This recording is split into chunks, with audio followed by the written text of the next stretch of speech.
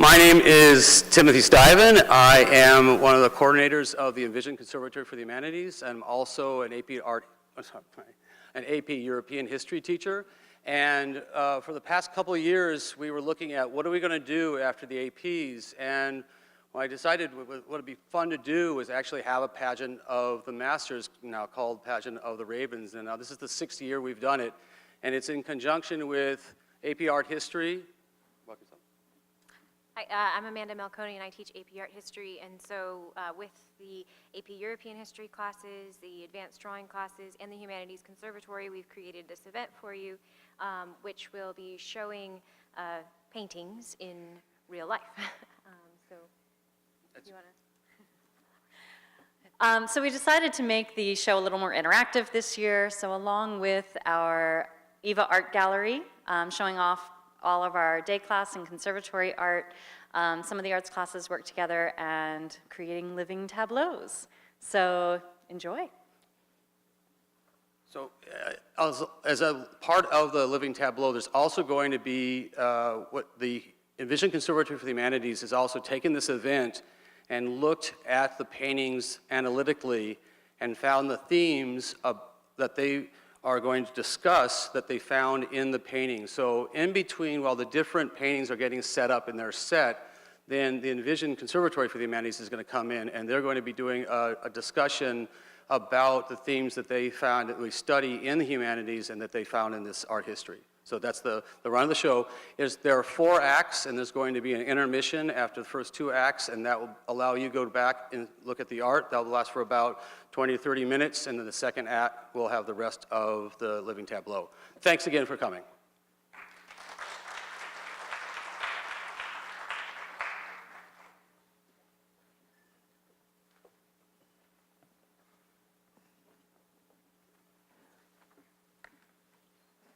Good evening, everyone. I'm Salma. And I'm Alex. And we're here tonight to celebrate the intersection of the humanities and the arts. Virtually everything we do with the humanities coincides with ideas expressed in art and art history. But what exactly do we do in the Conservatory for the Humanities? First and foremost, we read and discuss perspectives from philosophy, theology, ethics, and civics. Of these 4 areas, philosophy is the foundation that the others are built on. In Greek, the word philosophy literally means love of wisdom. It is the essential act of turning the magnifying glass in on ourselves before turning it outward to the world. As the Greek philosopher Heraclitus once mused, "No man ever steps in the same river twice, for it is not the same river and he is not the same man." While time continually shapes our perspectives of reality and nature, the centuries-old questions raised by philosophers survive, even to our present time, as you will see in these tableaus. Consider this. How is knowledge obtained? Do we gain knowledge from observation and experience, as in the school of empiricism, or should the things we see and hear be questioned, as in the school of skepticism? This is the issue that Joseph Wright of Derby tackles with his painting, An Experiment on a Bird with an Air Pump, a testament to Enlightenment-era empiricism, that is, knowledge grounded in sense experience. In this painting, science, logic, and observation overshadow magic and myth by grounding themselves in real-world experiences. The philosopher John Locke greatly expanded our understanding of empiricism, stating that nothing is inscribed in our minds at birth. To Locke, it was up to sensing and experiencing the world to shape who we are, not our innate tendencies. As Joseph Wright of Derby championed empiricism, artist Michael Cheval metaphorically depicts the philosophy of determinism in his painting The Art of Diplomacy. He believed that humans act out of innate and uncontrollable impulses based on pain and pleasure, challenging the ancient idea that humans have control of their actions and decisions. Cheval may be a contemporary artist, but determinism goes back to the 18th century, when philosophers like David Hume argued for the dominance of emotion over reason in moral judgment. And since we like drawing connections here in Conservatory, it's worth noting that Hume was an empiricist, just like Locke. The philosophies of the paintings you're about to see are just a few of the many perspectives we study. We may never know if humans have free will, or whether we can truly trust our senses and experiences. But through oil paint and essay alike, we can understand the arguments on both sides of these questions. So we invite you this evening to reflect on the ideas expressed in these masterpieces, to raise the magnifying glass, to keep asking questions, and to keep these important discussions alive. Welcome to the Pageant of the Ravens.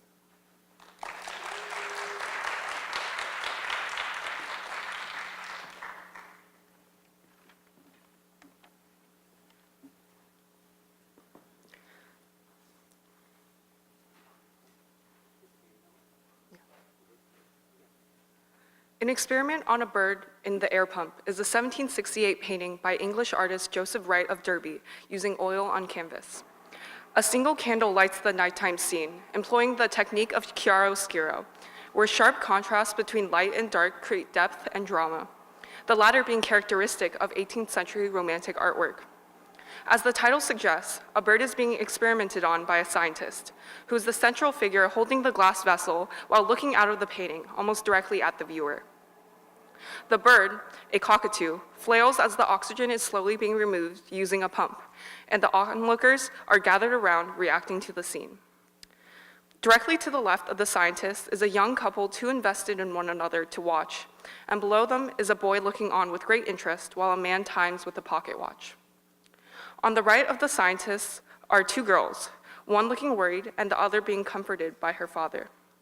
The man at the bottom looks introspective, while the boy on the far right is pulling something in the background, possibly pulling the curtains in order to conceal the full moon visible in the window. The different phases of the moon are also rendered through the different shadows cast onto all the figures' faces.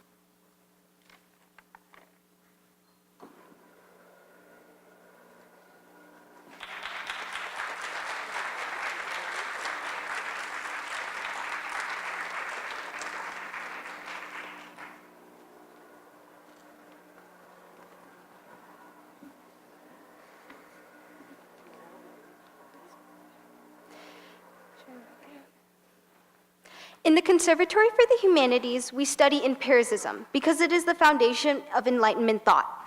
John Locke, the founder of empiricism, believes that we are all born with no original or prior knowledge. Instead, we learn everything from our experiences. This philosophy opposes skepticism, which supports that our experiences cannot be trusted and nothing can truly be known. The painting, An Experiment on a Bird in the Air Pump, shows believers in empiricism observing and thus learning about the anatomy of a bird. Those in the painting have no sympathy for the bird and instead value only the knowledge gained from the experiment. They are thus filling their previously empty mind with new knowledge. Before the experiment, the workings of the bird made little sense, but after it was conducted, scientific observation helped the viewers understand the bird. All first-year students in the conservatory write a research paper on a topic of their choice. My research paper explored the factors affecting orchestra attendance in order to determine what could reverse the attendance decline seen in the past several decades. After reading a dozen published papers, I realized that two factors in particular contributed most to the recent decline: the musical genre performed and the level of entertainment in the performance. My first hypothesis predicted that music that blended genres would appeal most to listeners of the genres blended. I also hypothesized that younger audiences would be more interested than their older counterparts in performances that use engaging video, spoken word, and non-traditional venues. To test the hypothesis, I created a 10-question survey based on 5 performance videos from the Metropole Orkest, a progressive Norwegian orchestra. Each respondent was asked their age, what musical genres they listened to, and how much they enjoyed, on a scale of 1 to 5, each performance excerpt. I surveyed 102 people from a nationally representative sample and cross-analyzed their responses with age and genre preference. I found that while the overall preference for hybrid music was lower, it appealed most to listeners of the music's component genres. This partially supports my first hypothesis. I also confirmed that the younger audiences preferred the more engaging performances, even after genre preference was isolated. Thus, if orchestras start performing more progressive music that blends genres and performance media, they will likely see an increase in attendance. Because of the data I collected, I was able to draw logical conclusions on whether people would attend orchestra performances. Just as the people in the painting used empirical reasoning to draw conclusions on the anatomy of a bird in the air pump, I used direct observation and data collection to draw conclusions on the factors affecting orchestra attendance. For the past 2 years, our conservatory has been working on getting a dedicated left for this signal light in front of the school. This will allow for safe foot traffic for pedestrians and less congestion at the intersection. In order to present our case to the city, we had to collect data to prove our need for a dedicated left. This project connects to the idea of empiricism because we were able to gain knowledge from experience by watching traffic patterns and collecting numbers of foot and car traffic at the intersection. Then we were able to take this information and learn from it by presenting it to the board. An experiment on a bird in the air pump is a prime example of empiricism because in the painting, the people are learning new knowledge from their experiences. Thank you.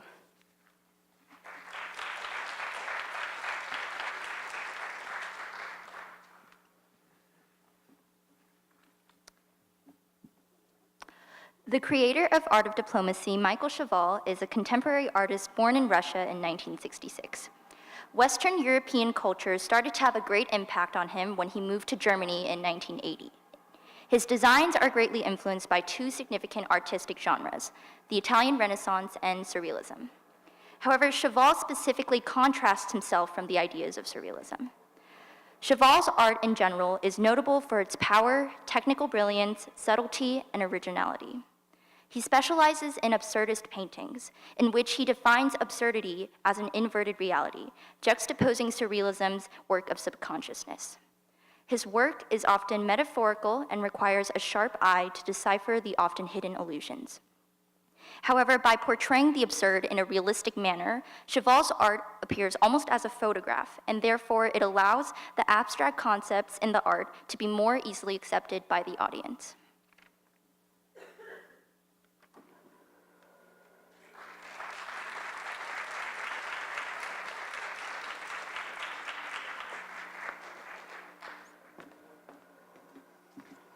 Determinism is the philosophical idea that every decision or action is inevitable due to previous events.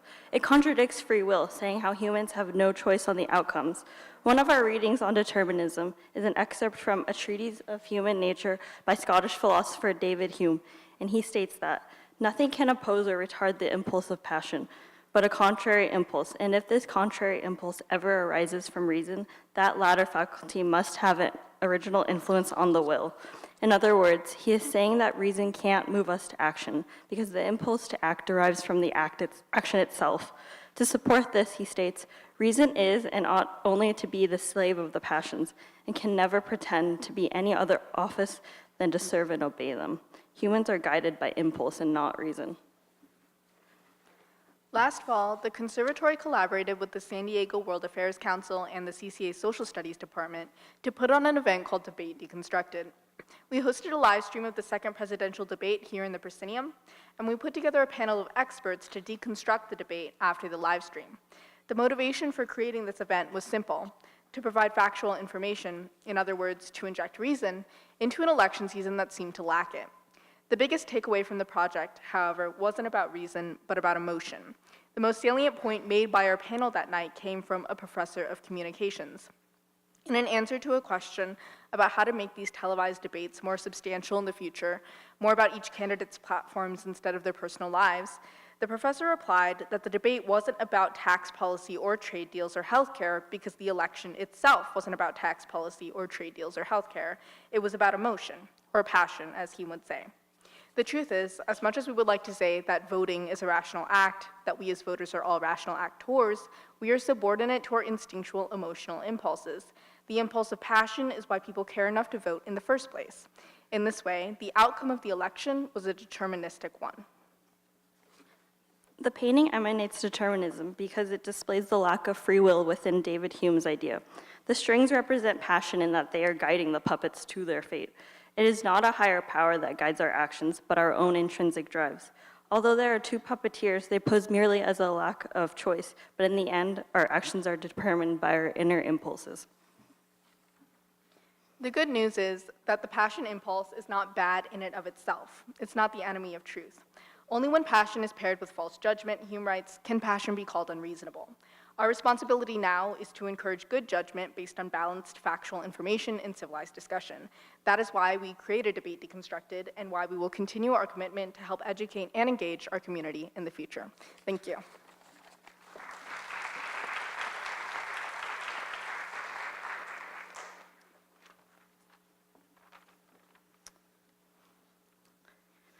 The Supra Emes by Michelangelo Merisi da Caravaggio is based on the biblical story of Christ being resurrected and revealing himself to two of his disciples, who are generally believed to be Luke and Cleopas.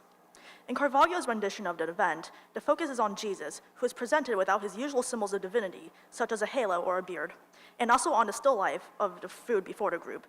Jesus was returned to his disciples in disguise, and it was through blessing and breaking of bread to them that they realized his true identity.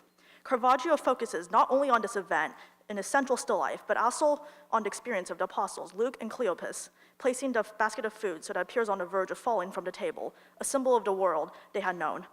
A fourth figure, a male waiter, stands beside Jesus and appears completely unaware and unresponsive to the moment. The painting features life-size figures. This causes the viewer to feel that they are part of the place and present at the event. Caravaggio even reinforces this notion by leaving an empty space at the table right where the viewer is. The piece, made in 1601, demonstrates many of the qualities known to represent Caravaggio's work and the Baroque styles. The background, for example, is overwhelmingly dark, demonstrating tenebrism, while the figures in foreground are very brightly lit. Tenebrism, an exaggeration of the Renaissance style of chiaroscuro, which uses very dark backgrounds that contrast with very bright foregrounds, is a staple element in many Baroque paintings. It is visible in paintings like The Calling of St. Matthew and The Night Watch. Caravaggio is especially well known for his exaggerated contrast between light and dark, as well as his very realistic style that shows his eye for detail.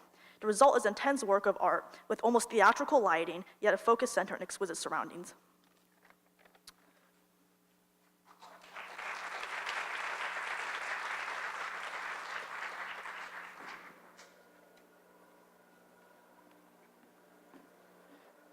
Good evening, all, and I hope you're enjoying Pageant of the Ravens so far. My name's Otto. So to take a quick intermission, let's reflect a bit on human nature and what theology is. Well, first of all, one of the driving forces in human existence has always been the pursuit of truth.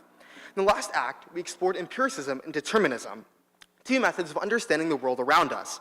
But when rational thought falls short, we must look to faith to find truth, and this is where the roots of theology lie. When we study theology, one of the ways we analyze it is through the lens of art. Art is intriguing in that it can communicate a message or evoke an emotion entirely without words. And in this regard, it can demonstrate some of the core concepts and themes of religious ideologies. My project for the MIT Inspire contest further explored this interaction, particularly Islamic architecture and its development in the 21st century.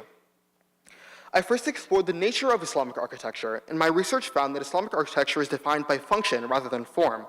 This makes sense given the term Islam itself means to surrender, which is an action. Thus, faith is propelled by the action of prayer. Furthermore, Islamic architecture can be determined as the collection of architectural traits that best facilitate prayer and worship. I took notes of several traits of ancient mosques, noted their functions, and tried to find these traits in modern mosques that shared those same functions. I found that ablution fountains had become largely personalized, minarets had been largely replaced by microphones as they performed the same function, but that geometric motifs and the pointed arch remained as important architectural traits. Now, one question that has transcended religion altogether and pervades human existence as a whole, and thus merits theological study, is what lies beyond life and death. Both of the tableaus we present explore these themes. Caravaggio's The Supper at Emmaus portrays Christ after the resurrection, revealing himself to his followers, which begs the questions, can a man who defies death really be called a man? Where can we draw the line between humanity and divinity? We analyzed Klimt's painting, aptly named Life and Death, from a Hindu perspective. It depicts the interaction of people with the personification of death, which leads us to wonder how exactly we should confront death. Do we face the inevitability of death with fear, with indifference, or with hope? And again, what is the fate that lies beyond the barrier of death? We see time and time again that in our studies of theology, they have many more similarities than differences. Religions are unified in their beliefs in something more, something beyond this world, an eternity that waits just beyond the horizon. Belief is fascinating to study because it is more than just faith. It provides comfort in the face of adversity, unifies millions of people across the world of ours, and in the darkest times, it brings us hope. With these words in mind, I hope you continue to enjoy Act 2.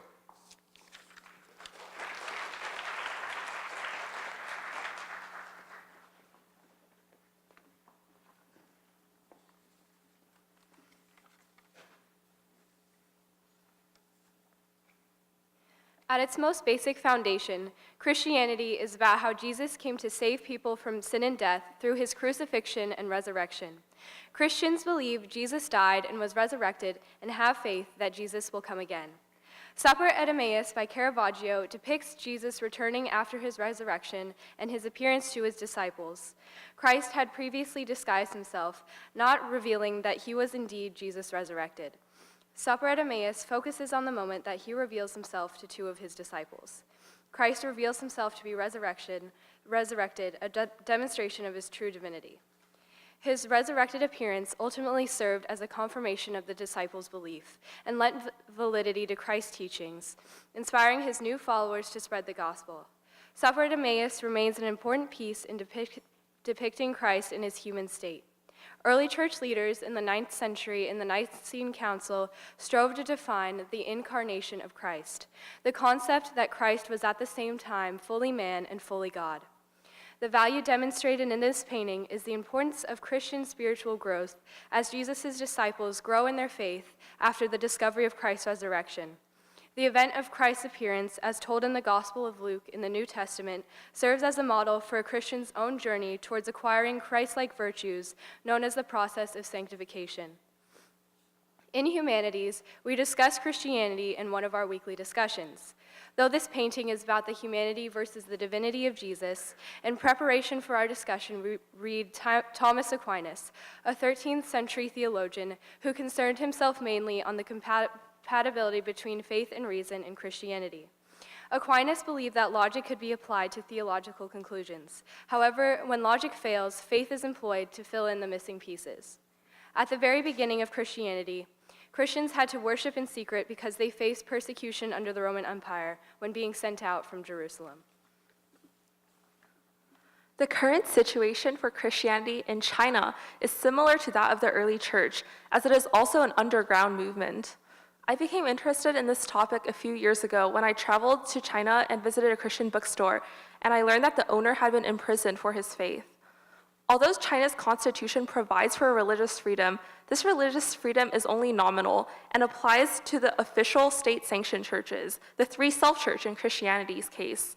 Protestant Christians meeting outside of the Three Self-Church do so illegally, and often in personal homes like the earliest Christians did, thus forming what is known as the house church. This year, I conducted research by surveying Chinese American Christians, interviewing missionaries, and even reading Chinese primary source documents with the help of Google Translate. My final product was a paper titled Marxist Ideology and Christian Doctrine, Implications for Modern China.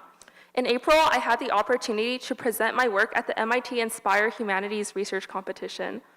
In my research, I attempted to understand how long-held classical Marxist beliefs formed decades ago shaped the Chinese government's uncompromising treatment of unofficial Christian organizations today.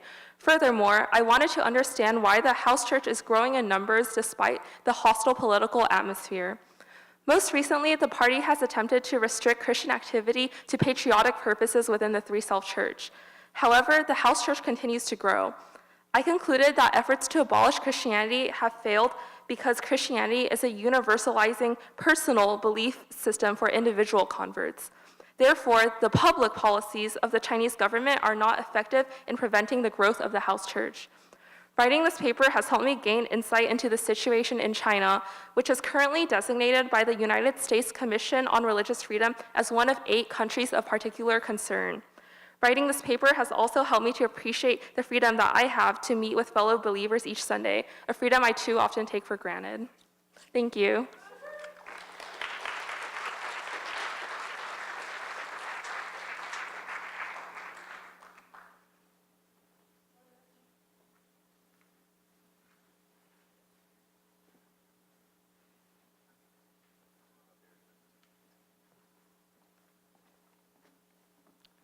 Hello. The cycle of life and death is perhaps one of the largest aspects of a religion that grants it meaning. It offers explanations, and with that, it offers faith. Theologically speaking, it is easy for us to interpret this cycle from a Western perspective. On the surface, the two seem as they are polar opposites and exist in a constant state of conflict. Death appears as something to be avoided. Yet theology doesn't only pertain to the West, of course, and our studies in our conservatory have led us to attempt to understand this cycle from an Eastern perspective as well. On the surface, the differences between Eastern and Western theologies may seem pervasive, but it is important to think of this distinction as less of a gap and more of a bridge. For example, Christianity is often interpreted to suggest that the forces of death and life are separate and distinct, while Hinduism offers that death is the manifestation of life's inevitability. A Hindu may say that life and death do not conflict, but they mirror one another. The process known to Hindus as Atman Brahman suggests that your individual soul, your Atman, manifests itself into the Brahman, the universal soul, throughout life and death. You therefore do not face death as an individual, but the universe faces it with you. Yet these same ideas are embedded within Christianity as well. To quote Psalms, "Though I walk through the valley of the shadow of death, I fear no evil, for thou art with me." With some realization, the two begin to parallel one another. We chose to interpret the painting you're about to see from an Eastern perspective because, as Hinduism teaches, it is impossible to be fully fulfilled if you're unable to fully understand. I grew up in a Russian household, and there's a saying about the East, "Vostok delo tonkaya." It means the East is a delicate matter. Yet it is through our projects in humanities that we continuously learn that the disparity between the East and the West perhaps isn't as great as we perceive it to be. Recently, we've been presented with the opportunity to cooperate with the Nawa Asha organization in Nepal, which seeks to improve and rebuild the schools devastated by the 2015 earthquake in Nepal. While cooperating with international communities is certainly within our ballpark, as you'll later hear about our involvement in the Spirit Skies project in Panama, the circumstances are clearly stratified. A clear objective wasn't immediately established for us, but we knew that the opportunity to openly communicate with students in Nepal and to establish a school-to-school project was something we had to take. There's a lot of uncertainty that awaits us within Nepal.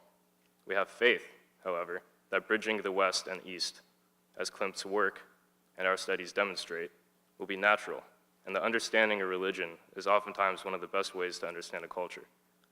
This work is indicative of our ambition. This is why we chose to interpret Klimt's death and life through Hinduism, not because it came naturally, but because it would help us understand the East that much more.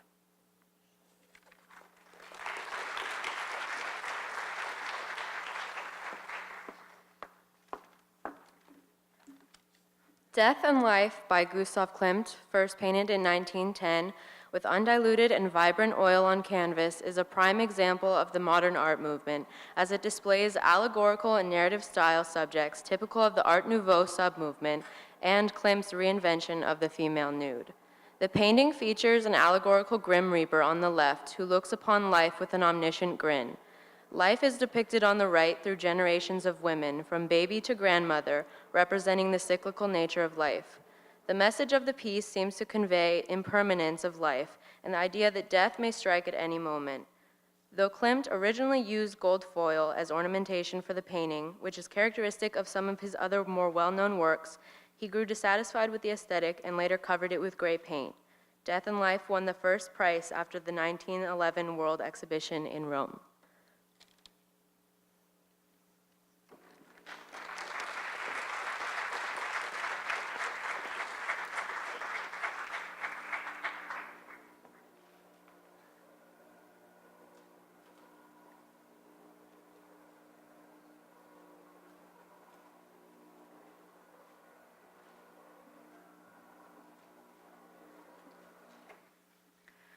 So I would like to invite you to take a brief intermission and enjoy the art in the gallery outside and in the lobby.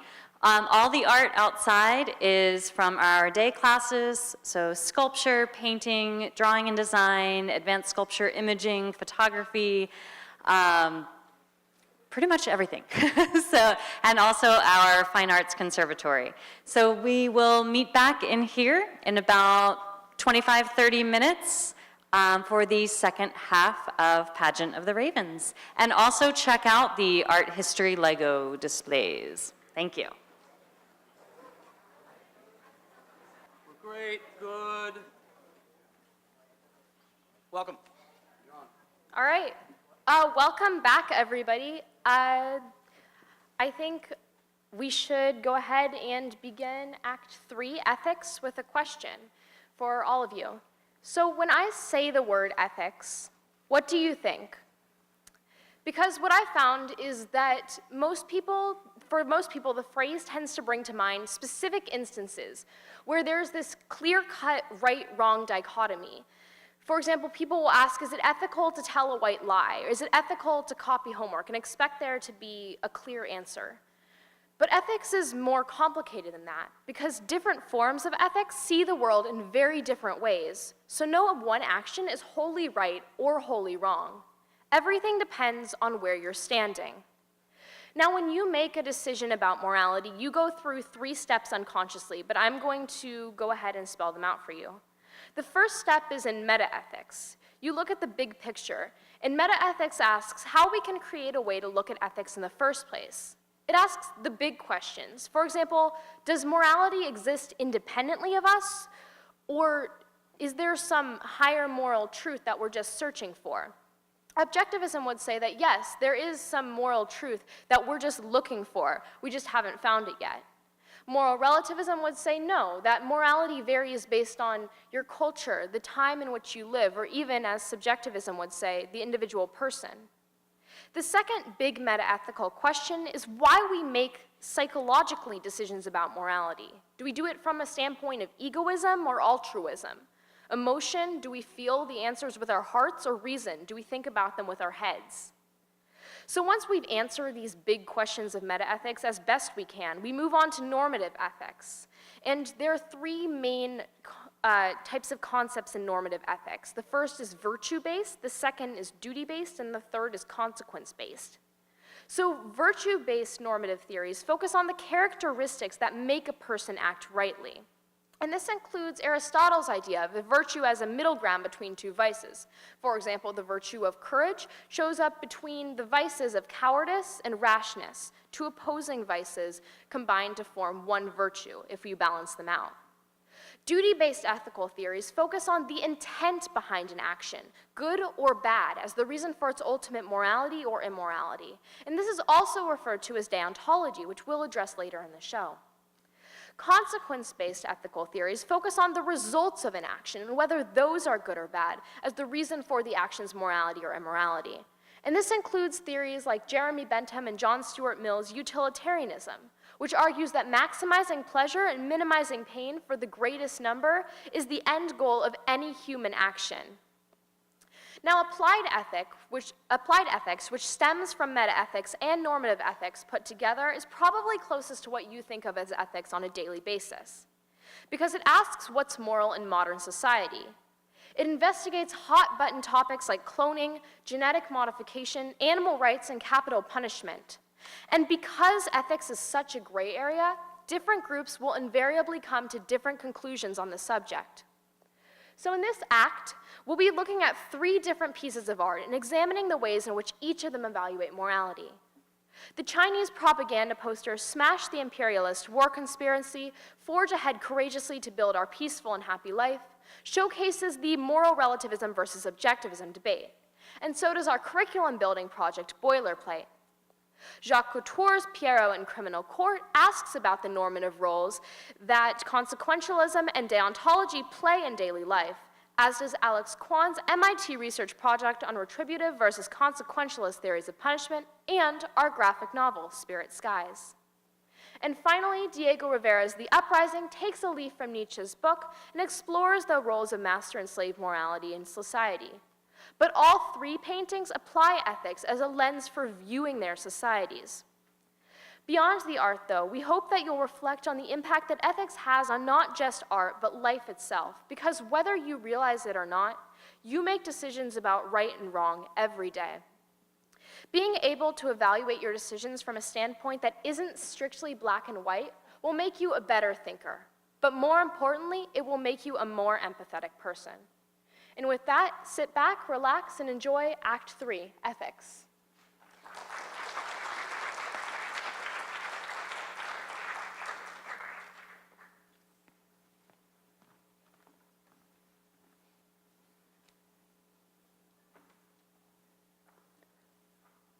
Good evening. Our painting is called Smash the Imperialist War Conspiracy, Forge Ahead Courageously to Build Our Peaceful and Happy Life. The context of this piece is important to understanding why it was created. This painting was made in the 1950s by Gu Yan, right after the 1949 Communist Revolution in China. As a result, the poster was a work of propaganda to make the new Chinese society seem superior and more peaceful than capitalist countries. For example, at the bottom of the painting, there are small figures being thrown away like trash. These figures represent the United States and Great Britain, which at the time were powerful capitalist societies. Another example of propaganda in this painting is the giant Chinese flag being waved by the man in the front. This is a symbol of pride and liberty for the newly established People's Republic of China. Anyone that saw this flag would have felt a wave of pride and happiness surge through their body. Finally, the artist's addition of the doves overhead and all of the workers being unified shows how the government wanted everyone to work well together so that it would bring about peace and prosperity. This would prove to the citizens that the new communist China was strong and better than its rival capitalist nations.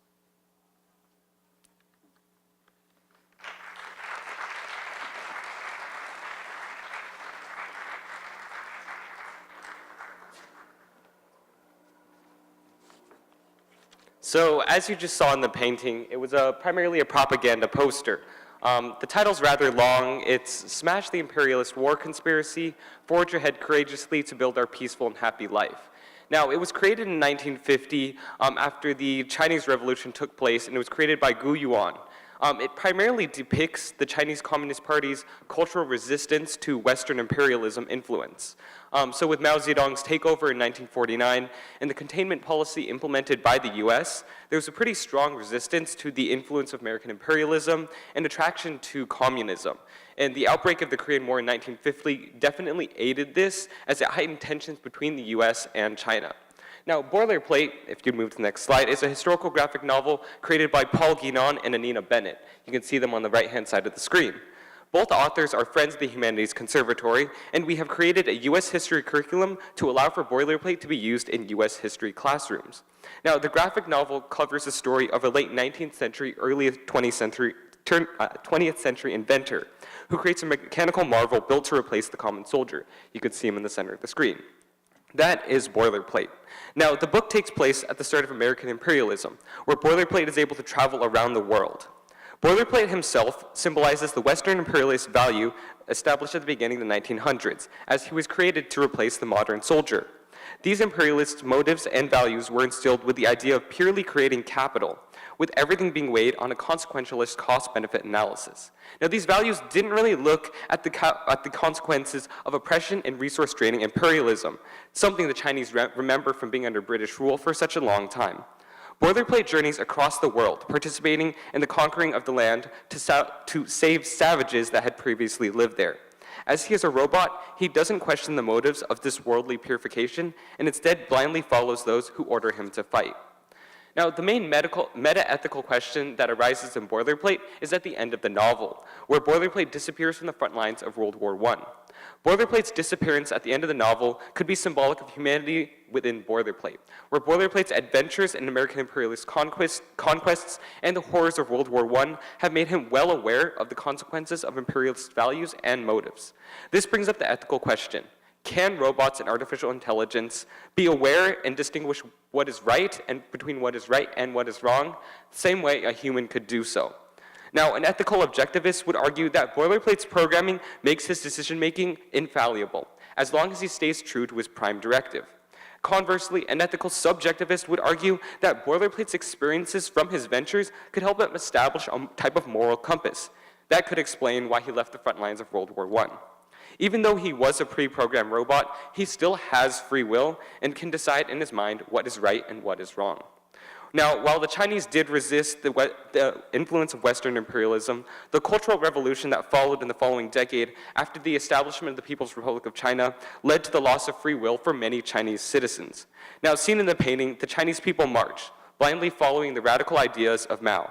Now, as Boilerplate similarly marches, he too blindly follows the orders of his military commander.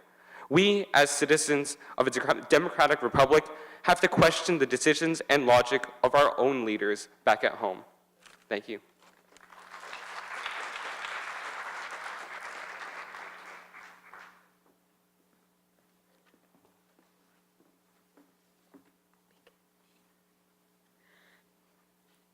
Do you consider cheating on a test justified if the result is a better grade? For many people, the answer is no. Justifying an action because of the results is known as consequentialism. Consequentialism is a branch of ethics that believes correct moral conduct is determined with regard to an action's consequences. Most people, without knowing it, judge their actions from a consequentialist point of view. However, that means cheating is justifiable because the ends justify the means. Standing in contrast to consequentialism is deontology. Deontology focuses on actions themselves instead of the outcomes of those actions. Judgments should not be made with any thought to the consequences. For instance, it is unethical to not take care of a child even if it saves money. Deontology does not care what the outcome of an event is, so long as the actions itself are good. This distinction has practical implications. A conservatory project, Spirit Skies, represents both deontology and consequentialism. Spirit Skies is a graphic novel that focuses on environmental stewardship. In the beginning of the story, the main character, Jasper, only begins to care about the environment because his friends are turned into cacti. This is Mother Nature's way of drawing Jasper's attention to environmental issues.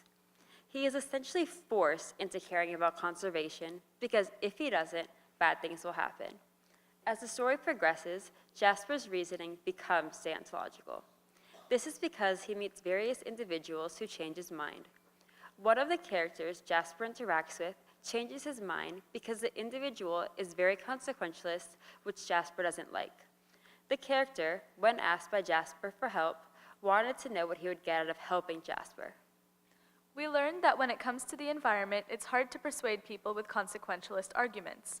It is very difficult to wrap one's head around interdependence, how current actions, along with many other people's actions or inactions, might one day have an effect. Instead, the more meaningful and practical approach we feel is a deontological one. Jasper, unknowingly, also begins to follow the maxim of deontological philosopher Immanuel Kant. Kant is well known for his categorical imperative. Act only according to that maxim where you can, at the same time, will that it should become universal law. Jasper realizes consequentialism is not something he wants to be universal. His new feeling of duty to help the environment is what guides him, not consequentialism.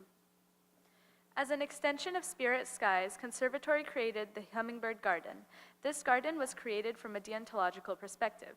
We created the garden out of a civic duty to the environment, not because we felt compelled by any consequences. It's one thing to talk about environmental stewardship and another to actually take action.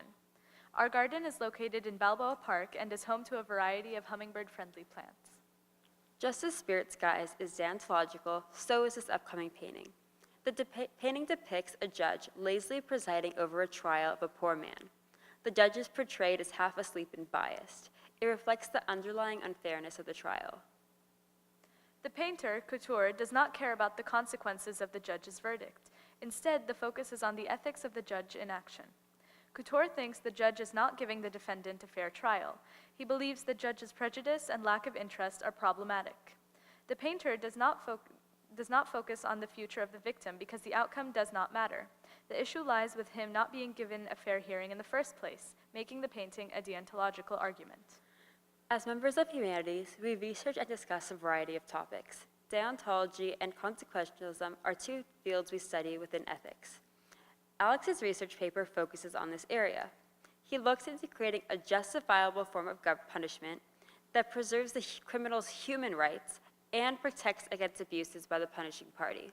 He believes a true justice system must consider moral aspects. A justifiable system accounts for variances in psychological capacity and neurological control. He examined two theories of punishment, retributive and utilitarian. The retributive theory is one that believes the punishment should be determined with only taking into account the crime itself. The punishment does not have any other goals, such as rehabilitation. Utilitarianism, contrastly, is equivalent to consequentialism. Utilitarian justice takes into account the results of the punishment. Alex aimed to determine which theory accounts best for responsibility as scientists understand it today. This is important because the degree of responsibility for a crime is directly correlated to the punishment. Alex found that the retributive theory of punishment is the most viable form of justice because it is immoral with regards to the latest scientific knowledge. Alex's research, like the painting, focuses on the justice system and its fairness. The debate on the fairness of the justice system continues internationally today. The painting is a reflection of past controversies that reflects modern topics.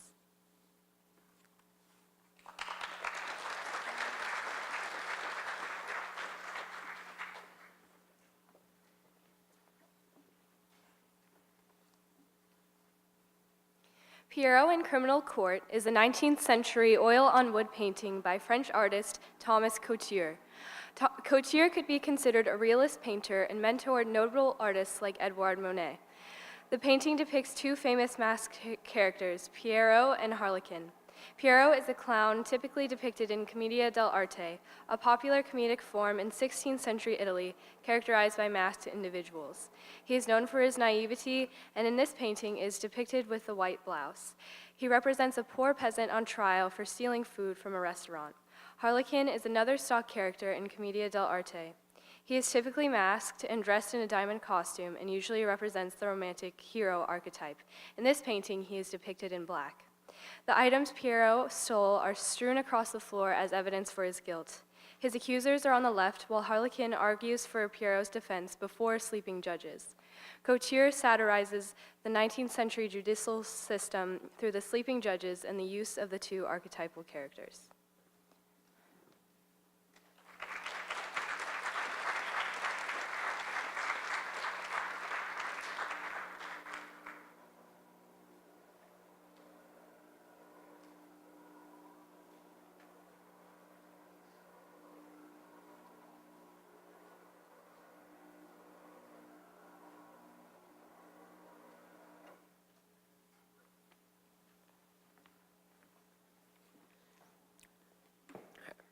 Social class structures and ethics applied to society's inner workings frame Friedrich Nietzsche's ethical perspective.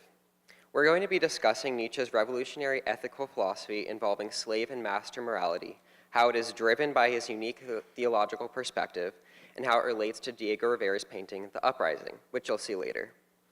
Nietzsche was a 19th century German philosopher and scholar who was concerned with the conflict between the slaves and masters of society, along with their will to power and the death of God, especially seen in his work Beyond Good and Evil. In Conservatory, we read and discussed an excerpt from this reading as an introduction to our year's study of ethics as a whole.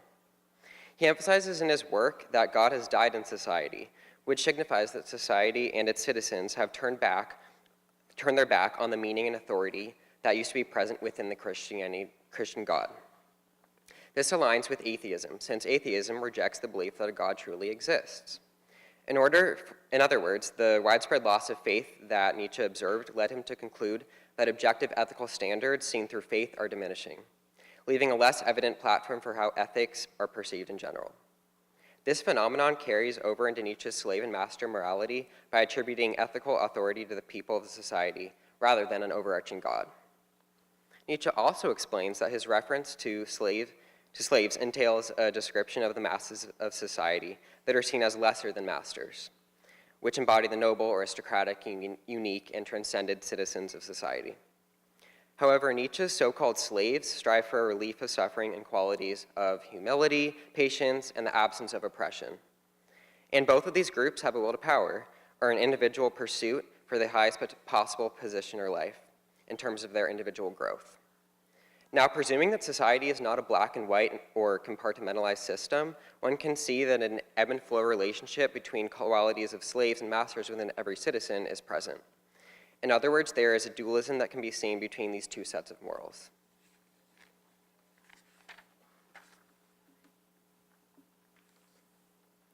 Referring to the uprising, the cyclical relationship is apparent between citizens. To give you all a background on this painting, it mainly represents the various revolts that occurred in the 1930s against dictatorships, labor injustice, and militaristic governments in Latin America. In the painting, the beginning most obvious masters, the soldiers on the left, initiate their relationship with the citizens by acquiring dominance, weapons, and military plans. However, the lack of intrinsic motivation and individual transcendence of the soldiers due to military orders drives them into more of a slave-like notion. But where the intrinsic value, passion, rage, and genuine fight for humanity's rights is found is in the citizens fighting, which then makes the previously declared slaves of society more of masters.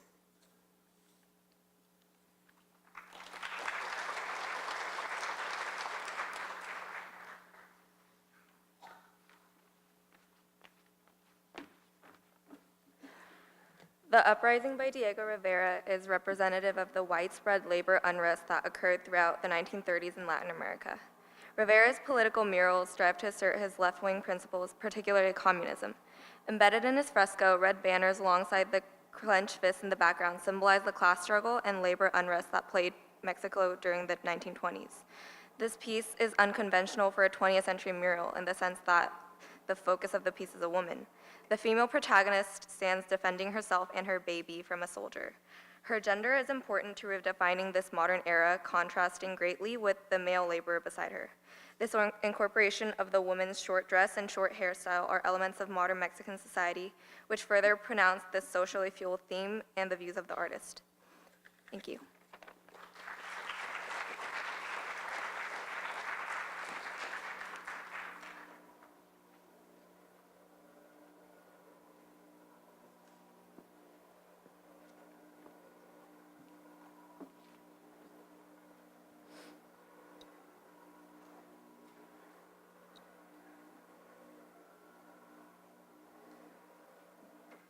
Hi everyone, I hope you're enjoying your evening so far. This is the fourth and final act on civics.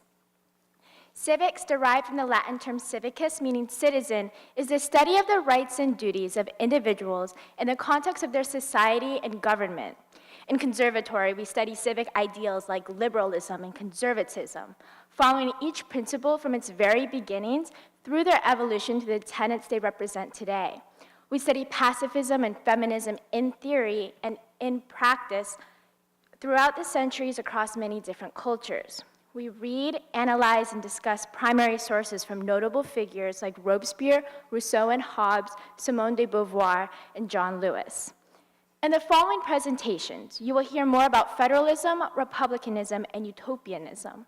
While these political ideas may seem less intuitively fine art-esque than the more abstract and malleable ideas of philosophy, theology, or ethics, civics is the application of those very principles. Civics dictates the philosophical parameters of government obligations to the people, like the social contract. Civics also decides theologically whether or not a state should be separate from religion, or ethically how the laws of a nation should decide what is right and what is wrong. The uprising, the painting you last saw, is a perfect example. Though falling under ethics and motivations and theories, the actual rebellion and movement is the people fulfilling what they perceive to be their civic duty. Civics is an opportunity for individuals to practice philosophy, theology, and ethics in a communal setting. One of the principles, federalism, is a distribution of power between a central entity and its constituents. In the United States, for example, the Constitution allocates certain powers to the federal government while still reserving some liberties for state governments, whose own state constitutions still allow local and regional governments some power, thus creating a balance between the different levels of authorities. We chose Washington Crossing the Delaware to represent federalism, and our project illustrating these principles is our work with the World Affairs Council of America, whose federalist structure emphasizes the need for education and civic dialogue. In the United States, federalism works alongside republicanism to create a foundation for our government. Republicanism is a type of civics where the government is made of the people, usually establishing rules through elected officials. While democracy also entails elected officials and citizen participation, republicanism puts a larger emphasis on the collective efficacy, whereas democracy emphasizes more individualism. For example, a direct democracy like the popular vote would be democratic, while the electoral college is a democratic Republican system. Our painting embodying republicanism is Electors Bring Brutus to the Bodies of His Son by David. And our project paralleling these ideas is Debate Deconstructed, which focuses on civic engagement as a community. Unlike federalism and republicanism, utopianism is not a specific idea or process, but rather a goal. Utopianism is the thought and pursuit of an idealistically perfect social, economic, and political system, entirely supported by the people. Utopians are usually associated with socialist states, as outlined by Thomas More's Utopia. Many have tried to establish such communities like Brook Farm, founded in 1841 in New England. Many communist movements, like those of Lenin and Mao's, were also trying to reach utopias. Geopoliticus by Dolly will represent utopianism, and our project is a research paper on international auxiliary languages, which facilitates communication and universalism in the pursuit of a more perfect or utopian society.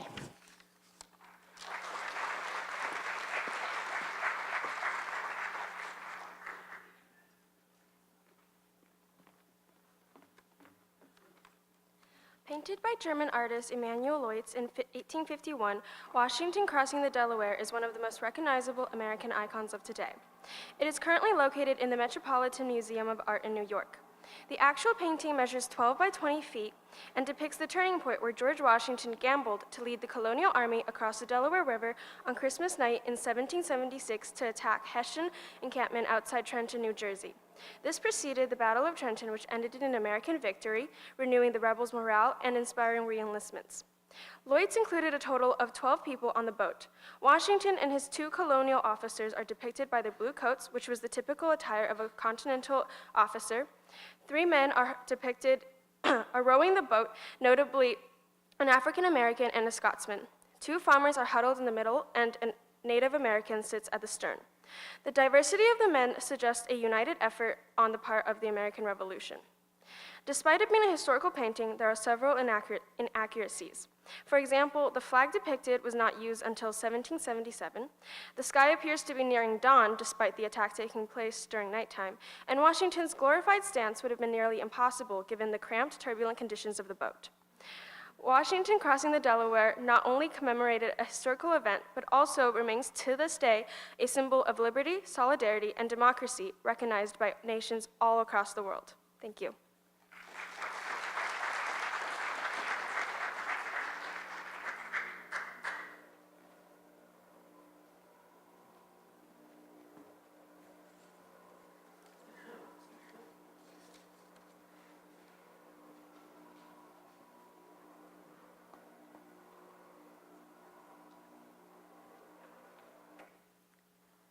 As we have heard already, the Conservatory studies various theories in our weekly symposiums, and we apply them in our year-long projects. One of these political theories is federalism. Federalism is the compound method of government in which general government is combined with regional governments into a single system. Federalism, as a system, allows the state to achieve the Goldilocks zone between local communication and overall unity, and to implement the best of both centralization and decentralization. Our political structure in the United States is balanced between 2 levels of government, state and federal, which divide powers and roles, yet work cohesively to make a functioning whole. Modern federalism was established in the United States of America upon the completion of the Constitution of 1787. Emanuel Leutz's painting, Washington Crossing the Delaware, is representative of that American ideal of federalism. The individuals portrayed in General Washington's boat crossing the Delaware River are symbolic of the large cross-section of individuals that make up American society. The variety of cultures and origins that are the great American melting pot demand a federalist system, one in which they can be autonomous yet work united in the face of adversity. In Leutz's painting, and in the United States federalist system, these individuals are all united underneath one flag, under one government, despite their different backgrounds. This idea is also represented on our nation's currency, e pluribus unum, out of many, one. Federalism allows diverse interests to come together when they need to most to address all-encompassing issues. The Conservatory not only studies civics, we aim to practice civics as well. One of the ways in which we practice the civics we study is through partnership with the World Affairs Council of America, an inherently federalist organization. It utilizes the basic federal structure of local branches that work in tandem with a larger but ultimately unconnected national branch. The World Affairs Council is an example of the effectiveness of federalism. As with multiple local and national branches, they are well enabled to communicate with their local communities, but still be unified enough to have a centrally organized event between them. As a conservatory, we have engaged with the World Affairs Council on both of these levels. Our conservatory has worked closely with the San Diego World Affairs Council both this year and the past. It is in partnership with the San Diego World Affairs Council that we have hosted a number of Foreign Service officers, have screened the original documentary, American Diplomat, and participated in the regional academic World Quest competition. However, it was by engagement with the National World Affairs Council that we had the privilege of traveling to Washington, D.C. for the National Academic World Quest competition, 3 years out of 4. And it is because of the National World Affairs Council that myself and others had the privilege of attending private meetings with our local representative, Congressman Scott Peters, and the civil rights icon, Representative John Lewis, while in Washington, D.C. We also had the privilege to attend a reception at the United States Institute of Peace and participate in the Climate March on Pennsylvania Avenue. By engaging with these projects, we have gained an appreciation for the functioning of the federal system and the opportunities it opens for us as students, just like the states in a federal system, making so many amazing opportunities available to us. Thank you.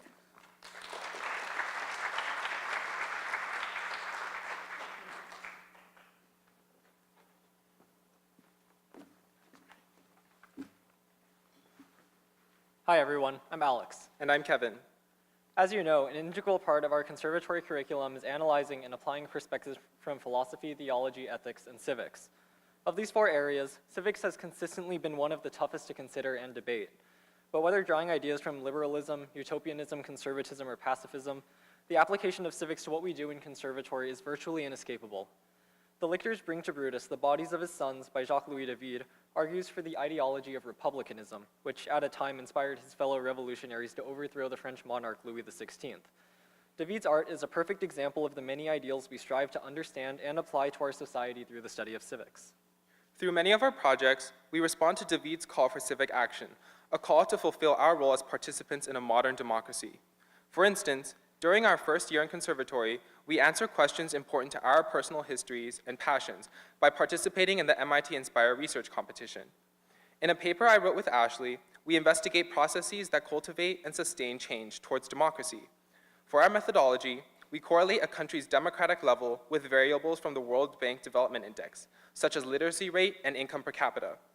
From our data, we conclude that monocausal viewpoints do not produce effective policies conducive to democracy, and that numerous confounding variables contribute to democratization, making it impossible to isolate a specific catalyst for democracy. In fact, democracies often struggle to serve national and individual interests, whether culturally or economically.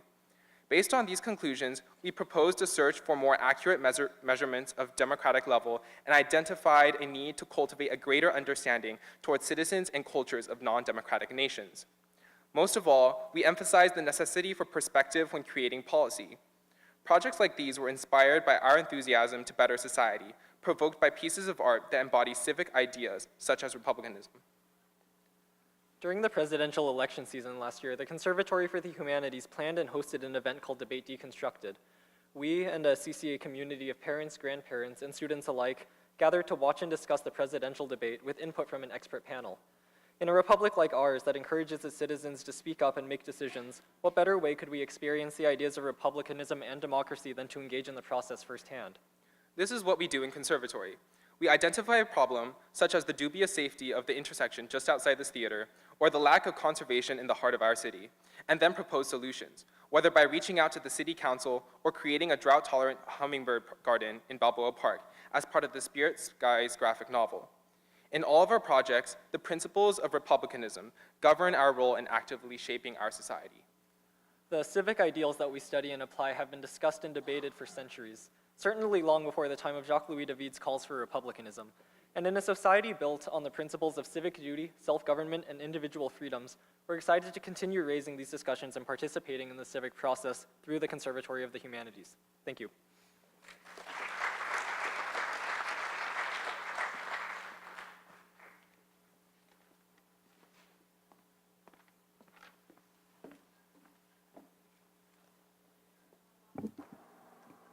Jacques-Louis David's The Lictors Bring to Brutus, the Bodies of His Sons, serves as art using historical events and imagery to inspire a modern audience.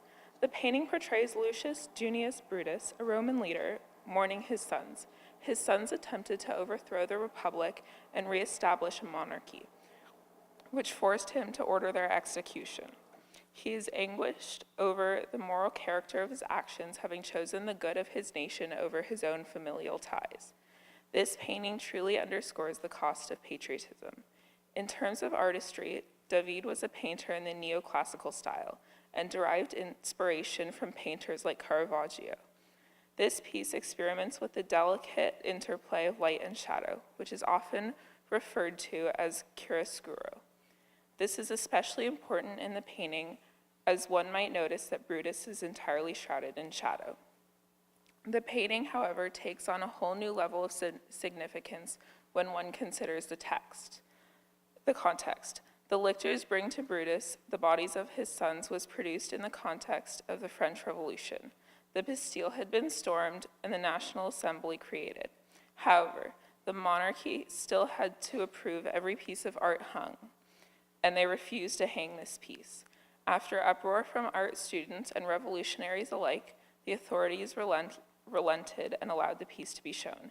David's The Lictors Bring to Brutus, the Bodies of His Sons exemplifies the idea of self-sacrifice. Brutus has to make a terrible choice in order to preserve the stability of his nation, and while it turns out to be the right decision, it causes him immense pain. In a larger historical context, it shows the influence of republicanism and emphasizes the power of the people when they unite.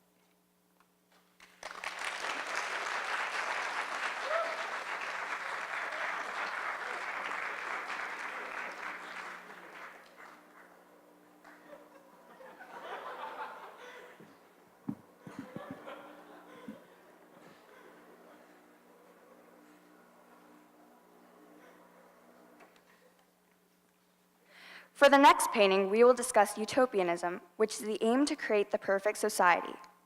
Although utopianism is typically looked upon as an impractical social theory that can't be applied to the real world, several utopian societies have existed in the past, such as the Shakers community from the late 1700s, and a few still exist today, such as the Twin Oaks community in Virginia. Themes such as education, religion, and politics can all serve as the foundations for utopian societies.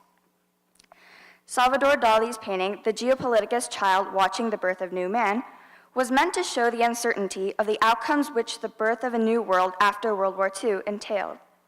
For example, the man in the painting is often thought to be the United States, implying that the US would establish itself as a new world power and lead the world in rebuilding after the war in the 20th century. However, the birth of the man comes with dire implications for other areas of the world. South America is melting off the map, Africa is shedding a tear, and Europe is minimized and being crushed by the man's hand. In the bottom right corner, a frail woman look on as a man is born, signaling that despite how the new world seemed to be one of glory and stability, the reality was that the powerful state of the new perfect world was actually filled with fragility. However, if the US rose as a responsible global power, order could be established. And it was during this era of uncertainty, a larger divide between nations of two different political systems, capitalism and communism, formed. Both systems encompass ideas of utopianism, which is one of the topics that we cover in the Conservatory for the Humanities. In our utopianism reading, the authors Miskelly and Noce stated that utopias and their alter egos, dystopias, reflect not only specific concerns about how governments and people interact, but also an overarching hope that change can make institutions and individuals better. The statement reveals the utopian notions behind the establishment of capitalism and communism, since both were fueled by the hopes of bettering lives and by the hope of perfecting the relationship between the government and the people. They both aspired to create a perfect institution that would benefit all members of society. An example of a utopianism-related project we completed this year was MIT Inspire, which is a high school level humanities research competition. For the project, our conservatory member Natalia wrote about the effects of international auxiliary languages on the cultural identities of those who speak them. Auxiliary languages, such as Esperanto, are meant for communication between people who don't understand each other's native languages. These languages have simple grammar structures and allow people of different national and linguistic backgrounds to share a common language without having to learn a grammatically complex, unfamiliar language. Natalia found that these languages brought a sense of unity to the speakers. For example, the creator of Esperanto, Ludovic Zamenhof, believed that a common language could facilitate peace between clashing cultures. Much like utopian thinkers, Zamenhof held idealist notions that are seen as overly optimistic even by modern speakers of auxiliary languages. However, speakers are convinced that auxiliary languages can change people by allowing them to let go of individual prejudices and expose them to new perspectives, thus breaking cultural barriers.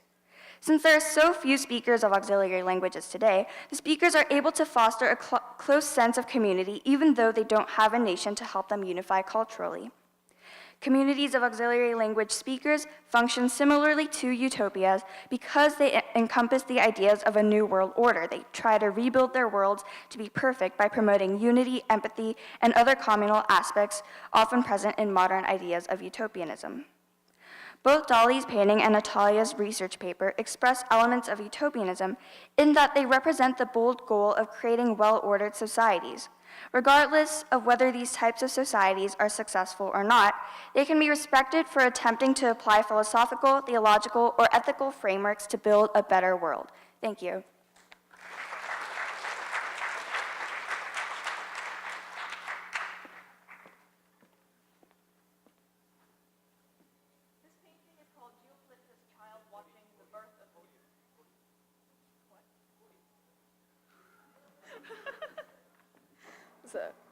No rehearsal. This painting is called Geopolitica's Child Watching the Birth of the New Man, and it was created by Salvador Dali. Salvador Dali was a Spanish-born surrealist painter. At 18, he studied at the School of Fine Arts in Madrid.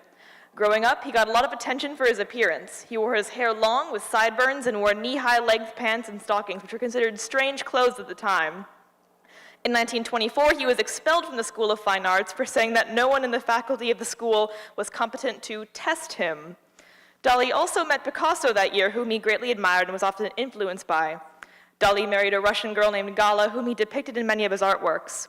He grew a wild mustache, which became a trademark of his appearance, and it was very characteristic. Dali lived throughout World War II, which influenced many of his artworks to be on the theme of war and idealism. The Geopolitica's Child Watching the Birth of the New Man shows a man emerging from the egg to be the new nation of the United States, signaling that it's undergoing process of development of becoming a new world power. Both Africa and South America are being enlarged to represent the growing importance of the third world. While Europe it's being crushed by the man's left hand, it's indicating its diminishing importance as an international power compared to its previous height in the 20th century. The blood seeping from the cracked egg shows the war between the nations. The central scene of global rebirth is protected by a parachute-like floating cupola that, when seen in the conjunction of the pearly clarity of Dali's new optimistic, the cloth at the bottom, forms an oyster-like configuration of fabric which open to present the pearly clarity of Dali's optimistic new version. The emerging figure bursts out from the North American continent, which Dali saw as a center of the prosperous growth, a historical germination that seemed evident to him during his time in America. The small background figures that flank the global egg, the left group is taken from the Marriage of the Virgin by Raphael, and from the right, the study is related to John the Baptist's form, an elusive framing device. Thank you.